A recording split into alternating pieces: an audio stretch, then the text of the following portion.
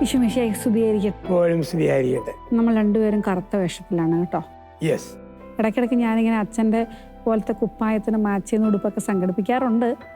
അതിലൊരു നക്ഷത്രമോ ഡിസൈനുണ്ട്. അങ്ങനെയല്ല, ചെറിയ വള്ളികളൊക്കെ ഉണ്ട്. ചെറിയ വള്ളികളൊക്കെ നമുക്ക് വെളുത്ത വള്ളി. ചെറിയ തമാശയിലൊക്കെയാണ് തുടങ്ങിയെങ്കിലും എനിക്ക് തോന്നുന്നു ഇപ്പോൾ ഏറ്റവും കൂടുതൽ വലിയ പ്രാബല്യത്തിലിരിക്കുന്ന കോഴ്സുകൾ എന്ന് പറയുന്നത് മാനേജ്മെൻറ്റ് കോഴ്സുകളൊക്കെ ഒത്തിരി ഉണ്ട്. പക്ഷേ ഈ കുടുംബജീവിതത്തിലെ പല മാനേജ്മെൻറ്റുകളും പലർക്കും അറിയില്ല. അതങ്ങനെ പൊളിഞ്ഞും പോകുന്നുണ്ട്. അപ്പം ഞാൻ 1, 2, 3 കാര്യങ്ങൾ മാനേജ് ചെയ്യുന്നത് എങ്ങനെയാണ് കുടുംബജീവിതത്തിൽ എന്നുള്ള ആ ഒരു മാനേജ്മെൻറ്റിൽ എങ്ങനെ ആയിരിക്കണം എന്നാണ് ചോദിക്കാൻ ആഗ്രഹിക്കുന്ന ഒരു കാര്യമേ. ടൈം മാനേജ്മെൻറ്റ് നമ്മൾ പറയാറുണ്ട്, ഭാര്യയ്ക്ക് സമയം കൊടുക്കണം, ഭർത്താവിന് സമയം കൊടുക്കണം, മക്കൾക്ക് സമയം കൊടുക്കണം എന്നൊക്കെ. പക്ഷെ സമയം ഒട്ടും ഇല്ലതാനും. അപ്പോൾ ഇങ്ങനെ സ്ട്രഗിൾ ചെയ്യുന്ന ഒത്തിരി പേരുണ്ട്. അപ്പം ഞാനടക്കം അതിലൊക്കെ പെടുന്ന ഒരാളാണ്. അപ്പോൾ എങ്ങനെ നമുക്ക് ഈ സമയം ഒന്ന് മാനേജ് ചെയ്യുക എന്നുള്ളതാണ്. അതായത് രാവിലെ തന്നെ ജോലിക്ക് പോയി പാതിരാത്രിക്കാണ് വീട്ടിൽ വരിക. ചിലപ്പം ദൂരെയൊക്കെ ജോലി ചെയ്യുന്നവരുണ്ട്. ഇപ്പോൾ ട്രാൻസ്ഫറൊക്കെ ആയി ദൂരെ പോകുന്നു. അപ്പോൾ നമ്മൾ ചിലപ്പം മക്കളെ ഒന്നും ചിലപ്പോൾ കാണാൻ കൂടി നമുക്ക് പറ്റിയെന്ന് വരില്ല, അവരുടെ നല്ല പ്രായത്തിലൊക്കെ. അപ്പോൾ ഇങ്ങനെ വിഷമിക്കുന്നവരുണ്ട്. ആക്ച്വലി അവർക്ക് ആഗ്രഹം ഇല്ലാഞ്ഞിട്ടല്ല, അപ്പോൾ ഇങ്ങനെ സാധിക്കാതെ പോകുന്നവരൊക്കെയുണ്ട്. അപ്പോൾ ഇവരെയൊക്കെ ഒന്ന് ആശ്വസിപ്പിക്കുമോ അച്ഛൻ? അല്ലെങ്കിൽ എന്താ ചെയ്യേണ്ടതെന്നൊന്ന് പറഞ്ഞു തരുമോ? ഒരു ദിവസം നമുക്ക് 24 മണിക്കൂറാണ്. അപ്പം അതിൻ്റെ ദശാംശം കൊടുക്കുക എന്ന് പറയും സമയത്തിൻ്റെ. 24 മണിക്കൂറിൻ്റെ ദശാംശമാണ് 2 മണിക്കൂർ 40 മിനിറ്റ്. ദൈവത്തിന് അവകാശപ്പെട്ടതാണ് നമ്മുടെ സമയം. അത് കുർബാന, കുമ്പസാരം, കുടുംബ പ്രാർത്ഥന, ബൈബിൾ വായന, നമ്മുടെ ശാലും ഷക്കന ഗുഡ്നസ് ചാനൽ കാണുന്നു. 2 മണിക്കൂർ 40 മിനിറ്റ് അങ്ങനെ പോകേണ്ടതാണ്. അപ്പം 24-നെ നമ്മൾ നോക്കിയാൽ 6 മണിക്കൂർ ഉറങ്ങാനുള്ളതാണ്. അത്രേ അനുവാദമുള്ളൂ. ചുമ്മാ പിള്ളേരൊക്കെ ചുമ്മാ ഈ പട്ടിയും പന്നിയും പോലെ കിടന്ന് ഉറങ്ങുന്നു, തോന്നുമ്പോൾ എഴുന്നേൽക്കുന്നു. അതൊക്കെ ക്യാരക്ടറിനെ ബാധിക്കുവേ. കുഞ്ഞുങ്ങൾ പറഞ്ഞാൽ മനസ്സിലാകുകയല്ല. ചുമ്മാ മൊബൈൽ ഫോൺ നോക്കിക്കൊണ്ട് രാത്രി കുറേ നേരം കിടന്നിട്ട് ഉറങ്ങിയോ നമ്മൾ തലയ്ക്കും വയറിനും അസുഖമുള്ളവരായിട്ട് മാറും. ഉറങ്ങുന്നതിന് 1 മണിക്കൂർ മുമ്പ് മൊബൈൽ ഫോൺ നിർത്തണമെന്നാണ്, കാണരുതെന്നാണ്. ഒക്കെ ലോകാരോഗ്യ സംഘടന പഠിപ്പിക്കുന്നതാണ്. അപ്പം പിള്ളേരുടെ സ്വഭാവം ഒരു മറിഞ്ഞ സ്വഭാവമാവും, ഇറിറ്റേഷനാവും, പൊട്ടിത്തെറിയാവും. കാരണം ടൈം മാനേജ്മെൻറ്റിൻ്റെ അപാകതയാണ്. പഠിക്കേണ്ട സമയത്ത് ഉറങ്ങുക. അമേരിക്കക്കാർ ഉറങ്ങുമ്പം നമ്മൾ ആ സമയത്ത് ഉറങ്ങിയേക്കാം. അപ്പം അങ്ങനെയുള്ള വലിയ കുഴപ്പങ്ങളുണ്ട്. 6 മണിക്കൂർ ഉറങ്ങാൻ, 8 മണിക്കൂർ അധ്വാനിക്കാൻ. ലോകത്തെവിടെയും 8 മണിക്കൂറിൻ്റെ ജോലി. 8 6 14, പിന്നെ 10 മണിക്കൂർ എന്തിനാ? 24 മണിക്കൂറുണ്ടല്ലോ. അത് നല്ല വായന, മെഡിറ്റേഷൻ, ആരോഗ്യകരമായ ഡിസ്കഷന് വേണ്ടി. അല്ലെങ്കിൽ എപ്പോഴും വാട്സപ്പും മതി അതും ഇതും കണ്ട് ടൈം വേസ്റ്റ് ചെയ്യാൻ. അതുകൊണ്ട് ആരും വളരാൻ പോകുന്നില്ല. ചിലരുണ്ട് വളരെ സ്റ്റാൻഡേർഡ് ഇല്ലാത്തവർ, എപ്പോഴും ഈ പണിയേ ഉള്ളൂ, വാട്സപ്പ് നോക്കിക്കൊണ്ടിരിക്കുക. എനിക്ക് ആ വാക്ക് ഇഷ്ടപ്പെട്ടു. വളരെ സ്റ്റാൻഡേർഡ് ഇല്ലാത്ത നിലവാരമില്ല. ഞങ്ങളൊക്കെ അതിൽ പെടും. അങ്ങനെയാണ്, ഇതാണെങ്കിലും കാരണം അങ്ങനെയുള്ളവർ ഇമോഷണലി ഒട്ടും പക്വതയുള്ളവരല്ല. ഒരു 5 മിനിറ്റ് ഇടയ്ക്ക് നോക്കും. ഇപ്പം വാട്സപ്പ് തന്നെ ഉണ്ട്. നമ്മൾ ഈവനോട് ജനറൽ സെക്രട്ടറി ഒന്നുമല്ല അങ്ങനെ കാണാൻ. അതിനൊക്കെ ഒരു ടൈം വെക്കണം. ഇത്രയും 1/2 മണിക്കൂർ, 1 മണിക്കൂർ, വെളുപ്പിന് ഒരു 30 മിനിറ്റ് അന്ന് വന്ന് രാവിലെ വന്ന മെസ്സേജിനൊക്കെ മറുപടി. ഒരു 2 3 മണിക്കൂർ കൂടുമ്പോൾ വല്ല മിസ് കോൾ നടപ്പുണ്ടോ അതിൻ്റെ മറുപടി. ഒരു ഗ്യാപ്പ് കിട്ടുമ്പം വാട്സപ്പിൻ്റെ മറുപടി മെസ്സേജ്. അങ്ങനെ നാം ടൈം മാനേജ് ചെയ്തില്ലെങ്കിൽ എന്തു പറ്റും? കുട്ടികൾക്കൊക്കെ പഠനത്തെ ബാധിക്കും. അല്ല, അങ്ങനെ പോകുമ്പോൾ ഉണ്ടല്ലോ ഈ ചാറ്റിങ് നിൽക്കും. കാരണം ചാറ്റ് ചെയ്യാനുള്ള സമയം കിട്ടത്തില്ല. ചാറ്റ് ചെയ്യുമ്പോഴാണല്ലോ നമുക്ക് അങ്ങനെ മറുപടി കൊടുക്കില്ലല്ലോ, ഇങ്ങനെ പറഞ്ഞുകൊണ്ടിരിക്കുന്നത്. കുറച്ച് അങ്ങനെ നിൽക്കണം. അങ്ങനെ ഒരു അന്തരീക്ഷം വന്നാൽ ഇന്നിപ്പോൾ എന്തുകൊണ്ടാണ് നല്ല ഡെപ്തുള്ള ഒരു ലേഖനമോ പാട്ടോ ഒന്നും വരാതെ ഈ വാട്സപ്പ് സ്റ്റാൻഡേർഡേ ഉള്ളൂ. നല്ല വായനയില്ല. അപ്പം അങ്ങനെ നമ്മൾ മാനേജ് ചെയ്യുവാണെങ്കിൽ നമുക്ക് സമയം കിട്ടും. എന്തിനും സമയമുണ്ട്. ഇപ്പം 1 മണിക്കൂർ തീരുമാനിക്കുക, എൻ്റെ ഭാര്യയും ഞാനോട് ഇന്ന് വർത്താനം പറയാൻ വേണ്ടി 1 മണിക്കൂർ, അല്ലെങ്കിൽ 1 മണിക്കൂർ ഭാര്യ ഭർത്താവ് മക്കൾ തമ്മിലുള്ള ഒരു വർത്തമാനം. ടൈം മാനേജ്മെൻറ്റ് നമ്മളിലുള്ളതാണ്, നമ്മൾ ചെയ്യണം. കാരണം സമയം എന്ന് പറഞ്ഞാൽ ഒരു പുഴ പോലെ. സമയം ഇന്നലത്തെ പുഴ ഒഴുകി ഇന്ന്, ഇത് നാളത്തെ പുഴ. ഇന്ന് പ്രോപ്പറായിട്ട് ടൈം മാനേജ് ചെയ്താലേ നമുക്കൊരു നല്ല ഇന്നലെ ഉണ്ടാവും. ഇന്ന് നന്നായിട്ട് മാനേജ് ചെയ്താലേ നമുക്കൊരു നല്ല നാളെ ഉണ്ടാവും. ഇന്നലെ എന്ന് പറയുന്നത് ക്ലോസ് ചെക്ക് പോലെ തീർന്നു പോയി. നാളെ ഒരു പ്രോമിസിനോട്ട് പോലെ നിൽക്കുക, എഴുന്നേക്കുമെന്ന് അറിയത്തില്ല. കയ്യിലുള്ളത് ഇന്നാണ്. പ്രസൻറ്റാണ് ഇന്ന്. അപ്പം ആ ഇന്നിനെ ശരിക്കും ഉപയോഗിക്കുക എന്നുള്ളതാണ്. അപ്പം അങ്ങനെ ഉപയോഗിച്ചാൽ ഒരാൾക്ക് പുസ്തകം എഴുതാൻ സമയം കിട്ടും.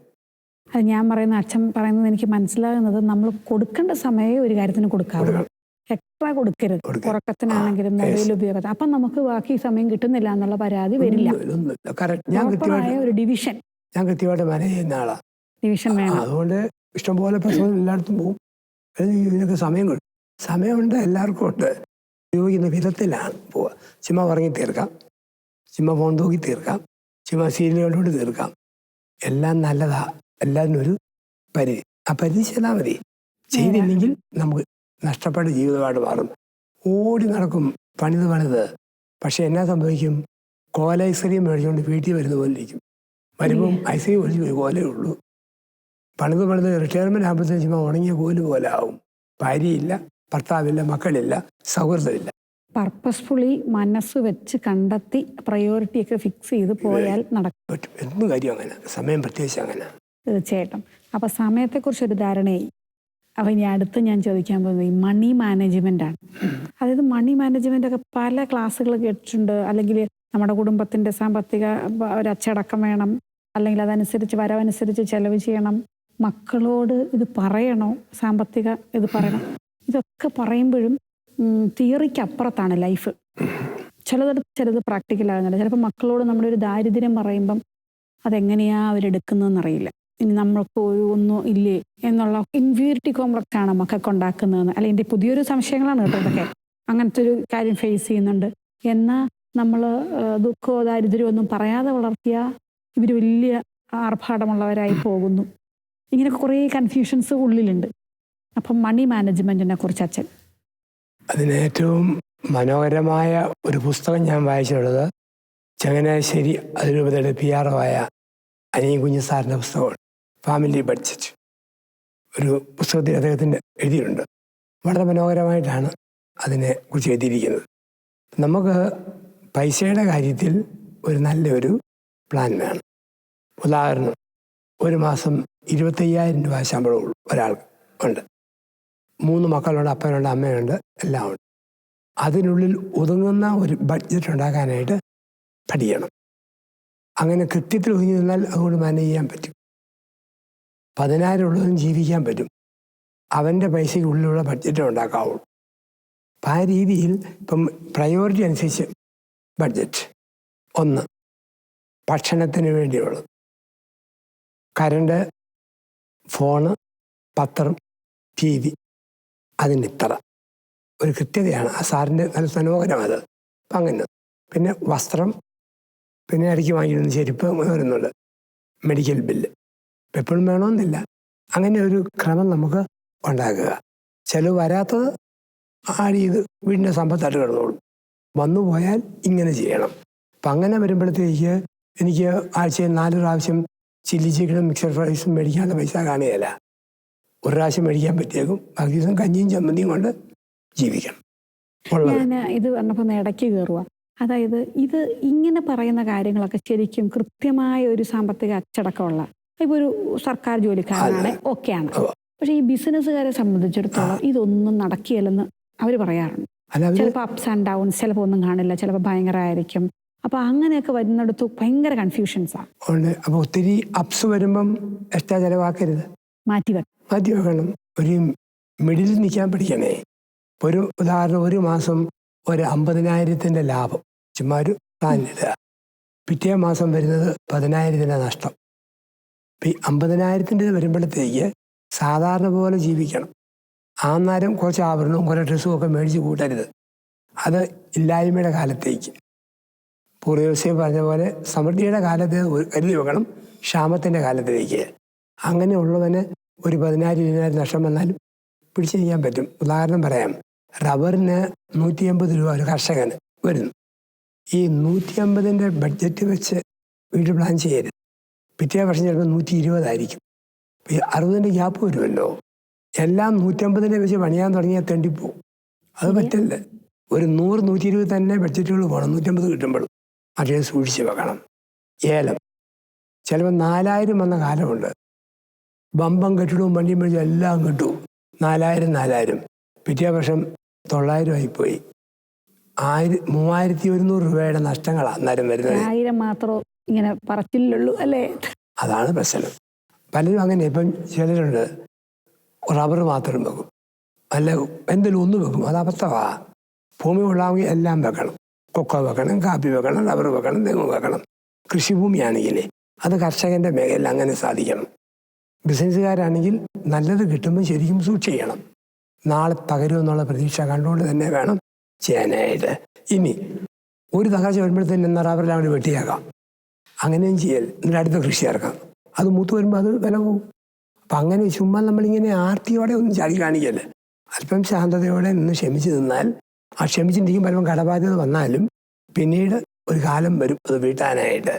അപ്പം ആ രീതിയിൽ നമ്മുടെ സമ്പത്തിനെയും സമയത്തെയും ഒക്കെ നമ്മൾ ടൈം മാനേജ്മെൻറ്റിൻ്റെ കർത്താവ് തന്നെ പറഞ്ഞിട്ടില്ലേ, താലന്ത് എന്തിനാ കുഴിച്ചിട്ട് അത് കച്ചവടം ചെയ്തിട്ട് 2 ആക്കാമായിരുന്നല്ലോ എന്ന് പറഞ്ഞ പോലെ 1,00,000 കിട്ടിയപ്പം അതിൽ നിന്ന് ഒരു 80,000 മാറ്റി വെക്കാമായിരുന്നല്ലോ.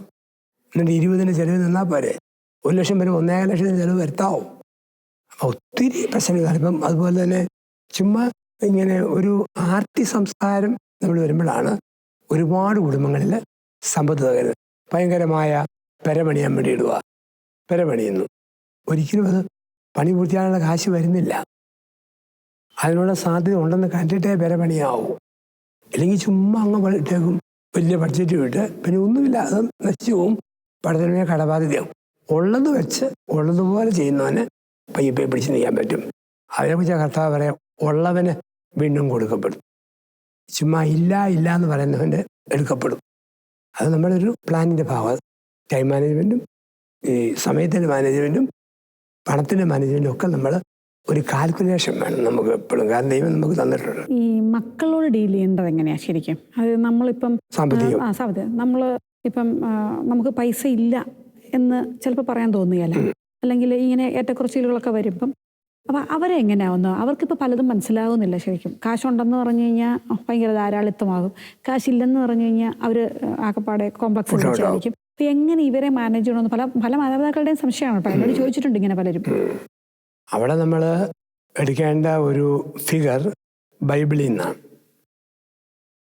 ബൈബിൾ പറയുന്നുണ്ട്, പുറപ്പാടി ഓരോ വർഷവും പെസഹ ആഘോഷിക്കുമ്പോൾ ഏറ്റവും പ്രായമുള്ളവൻ, ഏറ്റവും കൊച്ചുകുട്ടിയോട് വരുന്നൊരു വാക്കുണ്ട്. കൊച്ചുകുട്ടി ചോദിക്കും, എന്താ പെസഹ? അപ്പോൾ പറയും, ഈജിപ്തിൽ പൂർവികർ അനുഭവിച്ച പീഡനം, കഷ്ടപ്പാട്, ദാരിദ്ര്യം, അതിൻ്റെയൊക്കെ ഓർമ്മയിലൂടെ കടന്നു പോകുന്നതാണ് പെസഹ തിരുനാൾ എന്ന് പറയും. ഇതുപോലെ എത്ര വലിയ പണക്കാരനും പണക്കാരിയായാലും കഷ്ടപ്പാടിൻ്റെ കാലത്തിലൂടെ വന്ന ആളാണോ മക്കൾക്ക് പറഞ്ഞു കൊടുക്കണം, ഇങ്ങനെ ഒരു കാലം നമുക്കുണ്ടായിരുന്നു. നിങ്ങൾ കഷ്ടപ്പെടുകയൊന്നും വേണ്ട, ഞങ്ങൾ നോക്കുന്നുണ്ട്, പക്ഷെ ഇങ്ങനെയാണ് നമ്മൾ ഉണ്ടാക്കിയത്. അതുകൊണ്ട് മക്കളെ 10 രൂപ ചെലവ് ചെയ്യുമ്പം ഞങ്ങൾക്കൊരു വേദനയുണ്ട്, ഞങ്ങളിങ്ങനെ ഉണ്ടാക്കിയതാ, നിങ്ങൾ അറിഞ്ഞിട്ടില്ലല്ലോ, നിങ്ങൾ അറിഞ്ഞിട്ടില്ല, അതുകൊണ്ട് നിങ്ങൾക്കെല്ലാം ലാവിഷാണ്, അത് പറയുന്നുമില്ല, പക്ഷെ ഇങ്ങനെയാണ് ഉണ്ടായത്. നിങ്ങൾ ചിലവഴിക്കുമ്പോൾ ഈ ഓർമ്മ വേണം. അപ്പം നിങ്ങൾ ചോദിച്ചാൽ ഒന്നും തരികയില്ലെന്നല്ല, നിങ്ങളെല്ലാം നടത്തിത്തരും, പക്ഷെ ഇതാണ് പശ്ചാത്തലം. അത് നമ്മൾ മക്കളോട് എന്നും പറയണം. മക്കൾ ചിലപ്പം അവരുടെ അറിവില്ലായ്മ കൊണ്ടൊക്കെ എന്നൊക്കെ പറഞ്ഞേക്കും, ഒന്നും പ്രശ്നമില്ല. പക്ഷെ നമ്മുടെ ഭാഗത്തു നിന്ന് ഇത് പറയാനുള്ളത് പറഞ്ഞിട്ടേ പണം ചെലവഴിക്കാവൂ. അങ്ങനെ വന്നപ്പോൾ വേറൊരു ചോദ്യം മനസ്സിലേക്ക് വരുന്നതാണ്, ഈ നമ്മൾ ഈ കഷ്ടപ്പാടും ദുഃഖങ്ങളൊക്കെ അനുഭവിച്ചിട്ടാണല്ലോ വളർന്നത്. പക്ഷെ നമ്മുടെ മക്കൾക്ക് അതങ്ങനെ കൊടുക്കാൻ നമുക്ക് താല്പര്യമില്ലല്ലോ. നമ്മൾ മക്കൾക്ക് വേണ്ടിയിട്ടാണല്ലോ ഈ പണിയുന്നതും എടുക്കുന്നതും എല്ലാം. പക്ഷെ എന്നാലും നമ്മുടെ വരവറിഞ്ഞു വേണമല്ലോ ചിലവാക്കാൻ. പക്ഷെ കൊച്ചിൻ്റെ ആഗ്രഹമല്ലേ, അവർക്ക് നല്ല വിദ്യാഭ്യാസം കൊടുക്കേണ്ടതെന്നും പറഞ്ഞുകൊണ്ട് നമ്മുടെ ഇംഗത്തിനേക്കാൾ മുകളിൽ ഈ ബാധ്യതകൾ വലിച്ച് മക്കളെ പോറ്റുന്നവരുണ്ട്. പഠിപ്പിക്കാൻ വേണ്ടി എന്നാ ബാധ്യത വരുത്തിയാലും കുഴപ്പമില്ല. പഠിപ്പിക്കാനാണെങ്കിൽ അതാ കുഞ്ഞുങ്ങളിലൂടെ റീപേ ചെയ്യപ്പെടും. പഠിപ്പിക്കാനാണെങ്കിൽ മറ്റ് ദൂർദാസ് എത്തിക്കാണ്. പഠിപ്പിക്കൽ തമ്പുരാൻ്റെയാണ്. കാരണം ഭാവി കുടുംബം അവൻ്റെ ഭാവി ശോഭനമാണ്. അതിനുവേണ്ടി കടം മേടിക്കാൻ, ലോൺ എടുക്കാൻ, എന്തും ചെയ്യാം. ചില വഞ്ചിക്കുന്ന മക്കളുണ്ട്, ലോൺ മേടിച്ച് പഠിച്ചിട്ട് അവൻ്റെ അമ്മയും വഞ്ചിച്ചിട്ട് വേറെ പ്രേമബന്ധവും സ്ഥാപിച്ചു പോകുന്നവരുണ്ട്. ചതിക്കുന്ന കുട്ടികളാണ്. അത് ഒരു വശമുള്ളൂ.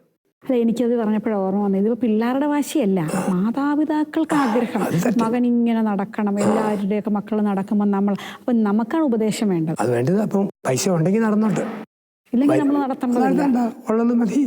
ഇപ്പം ഒരു പാവം കോളനിയിലൊരു പയ്യനെ ആരും അംബാനിയുടെ മകനെ പോലെ നടത്താൻ ആഗ്രഹിക്കുന്നില്ല. അവൻ അങ്ങനെ നിൽക്കണം. അവിടെ പഠിച്ച് വളർന്ന് അവൻ KR നാരായണനെ പോലെ വലുതാകണം. അതാണ് ജീവിതത്തിൻ്റെ പാഠം. അല്ലാതെ ചുമ്മാ എൻ്റെ വര പറയാതെ ദൂരത്ത് വെച്ച് മക്കൾ കൊടുക്കരുത്. ആ മക്കൾ രക്ഷപ്പെടുകയല്ല, കുടുംബവും രക്ഷപ്പെടുകയല്ല. ഞാനൊരു പഴയൊരു സിനിമയുണ്ടല്ലോ, അയലത്തെ അദ്ദേഹം.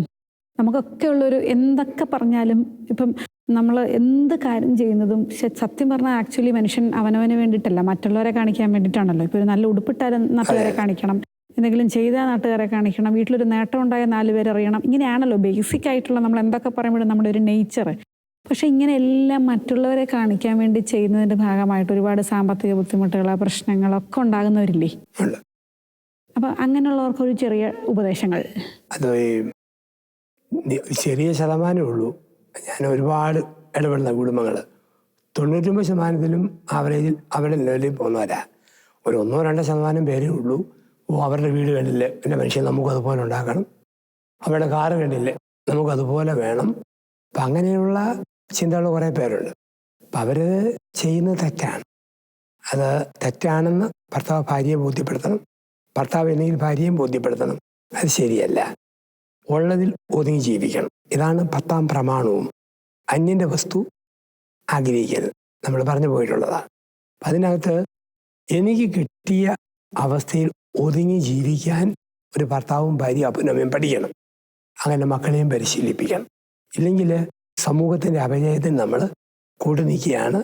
സാമ്പത്തിക ഒരു ശോഷണത്തിന് നമ്മൾ പങ്കാളിത്തം വഹിക്കുകയാണ്. അപ്പം നമ്മുടെ ഒരു ഉത്തരവാദിത്തമുള്ള ഒരു വ്യക്തിത്വം, പൗരനെന്ന് പോലും പറയാൻ പറ്റുകയില്ല.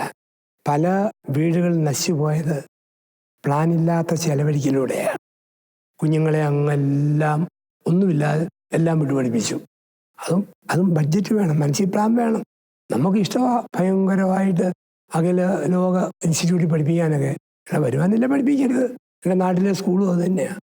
ആ രീതി പഠിക്കണം. അല്ലെങ്കിൽ സ്റ്റേറ്റ് സിലബസും ഗവൺമെൻറ് സ്കൂളിൽ തന്നെ കുഴപ്പമില്ല, 1ാം സ്കൂളല്ലേ, ആ സ്കൂളിൽ പഠിച്ചാൽ മതി. അല്ലാണ്ട് വലിയ ഇംഗ്ലീഷ് മീഡിയത്തിൽ വർഷം ലക്ഷങ്ങൾ കൊടുക്കുന്ന ഇംഗ്ലീഷിൽ പഠിക്കേണ്ട കാര്യമില്ല. ഉള്ളവൻ പഠിച്ചാൽ അവന് ഇഷ്ടം പോലെ പണമുണ്ട്, ഇല്ലാത്തവനത് വേണ്ട. ഇവിടെ പഠിച്ചാലും മിടുക്കരാകാൻ പറ്റും. കുഞ്ഞുങ്ങൾക്ക് കലിബറുണ്ടോ അവർ വളർന്ന് വലുതാവും. ആ രീതി മക്കളെ പറഞ്ഞ് പരിശീലിപ്പിക്കണം. ഞാൻ വേറൊരു കുറച്ചുകൂടി വ്യത്യസ്തമായൊരു ചോദ്യം. നമ്മുടെ ഈ സാമ്പത്തിക കണക്കുകൾ അല്ലെ നമ്മുടെ കുടുംബത്തിൻ്റെ സാമ്പത്തിക ഒരു കാര്യങ്ങൾ നമുക്ക് ആരോടൊക്കെ ഷെയർ ചെയ്യാൻ പറ്റുമോ? ആക്ച്വലി ഇപ്പം മക്കളോട് പറഞ്ഞു, ഭാര്യയും ഭർത്താവും പറഞ്ഞു, ബന്ധുക്കളോട് പറയാമോ, സുഹൃത്തുക്കളോട് പറയാമോ? ഇത് ആരിൽ നിന്നൊക്കെ നമ്മൾ മറച്ചു വെക്കണം? അതായത് ചിലപ്പോൾ നമുക്ക് വലിയ ഇൻകം വരുന്നത് പുറത്തുനിന്ന് നോക്കുമ്പം വലിയ സന്തോഷത്തോടെ ചിരിച്ച് പ്രോത്സാഹിപ്പിക്കുകയൊക്കെ ചെയ്യുമ്പോഴും ചിലപ്പോൾ അസൂയായിരിക്കും, അല്ലെങ്കിൽ നമുക്കറിയാൻ പറ്റില്ല. അല്ലെങ്കിൽ ചിലപ്പോൾ നമ്മുടെ ബുദ്ധിമുട്ടുകൾ കണ്ടറിഞ്ഞ് ചിലപ്പോൾ സഹായിച്ചെന്ന് വരും. അപ്പോൾ ഇത് ആരോടൊക്കെ നമുക്കൊന്ന് ഷെയർ ചെയ്യാൻ പറ്റും? അതോ നമ്മൾ ആരോടും പറയാതെ ഇങ്ങനെ ഹൃദയത്തിൽ സൂക്ഷിച്ചു വെക്കണം? ചില കാര്യങ്ങൾ ഷെയർ ചെയ്യല. ദമ്പതികളുടെ കിടക്കര രഹസ്യങ്ങൾ 3ാമത് കക്ഷിയോട് പറയാൻ അത് അന്തസ്സിൻ്റെ ഭാവമാണ്. അത് സംസാരം. പട്ടിയും പൂജയും റെയിൽവേ സ്റ്റേഷനിലും ബസ് സ്റ്റാൻഡിലും ഒക്കെ സെക്സും കാണിച്ച് നടക്കും. നമുക്ക് രഹസ്യമാണ്, വിശുദ്ധിയാണ്. ഇതുപോലെയാണ് സമ്പത്ത്.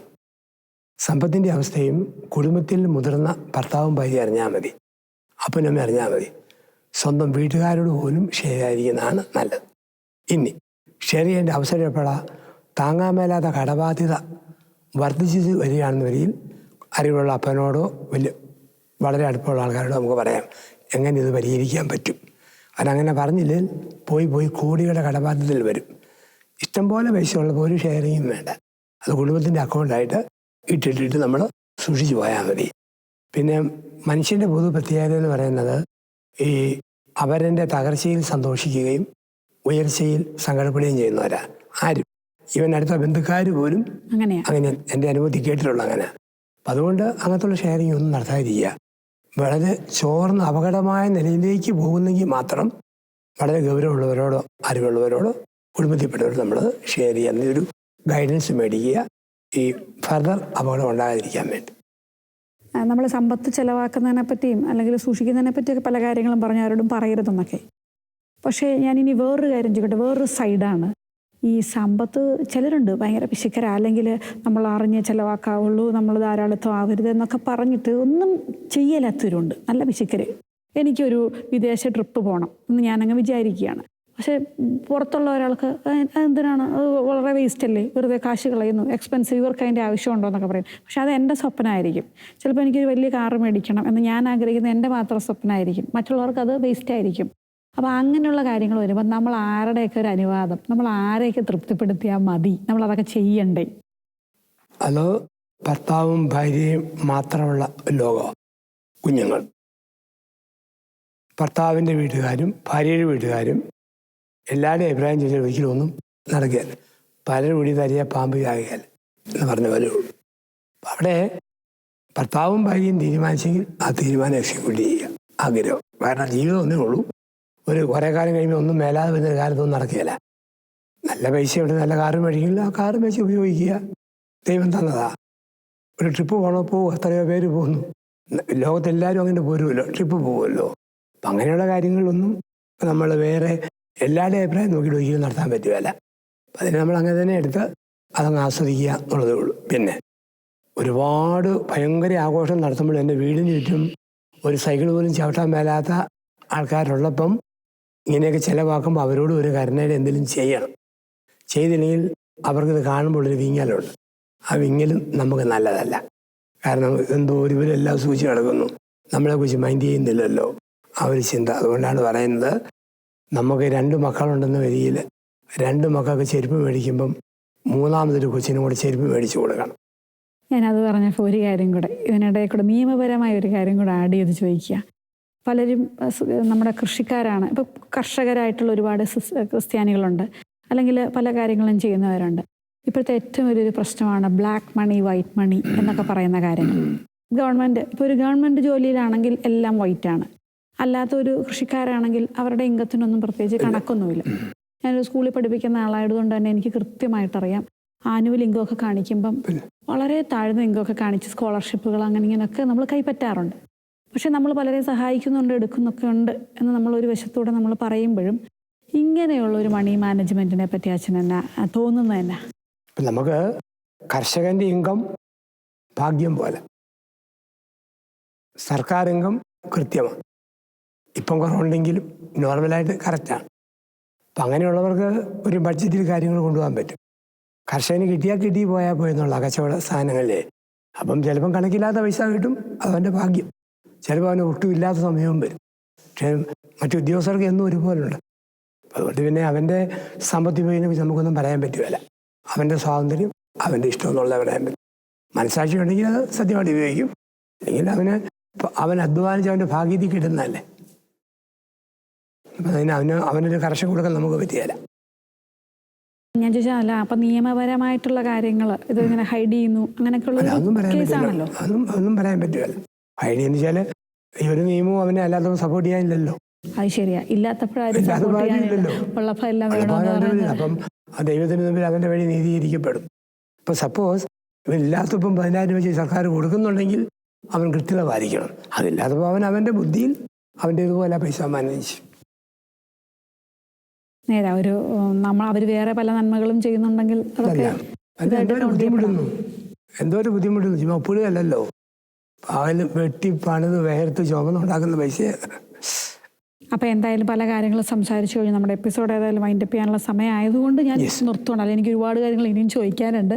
അപ്പോൾ സമയവും പണവും ഒക്കെ മാനേജ് ചെയ്യാനുള്ള ഒരു വിവേകവും അല്ലെ ഒരു വിവരവും ഒക്കെ ഞങ്ങൾക്കൊക്കെ ഉണ്ടാവട്ടെ കേട്ടോ. അപ്പോൾ അടുത്ത എപ്പിസോഡിൽ കാണാം. Thank you.